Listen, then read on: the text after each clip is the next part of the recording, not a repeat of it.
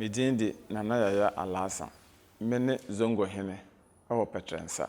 Bedi akonwa madin fiensia. Edimi ba ahemfie se zongo hensa me na mehwe ahoho a wakurom ha nyina aso. Me ba akonwa no so no.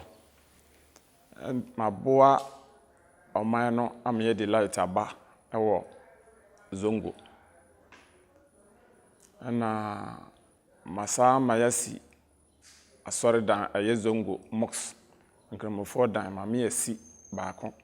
Ana masa me atubo ho me ye zongo hen die meboa sede be ya basabasaye ene ne ye bone bia ema mfanse kuronum ene ahoho na ewom no sede be ya obi nkodi nsamone bi na omfanse ahoho na wokurom no di me ayire miensa nkwada ya 15 ade ya metimi aya boa na osere kwa otoso miensa ene se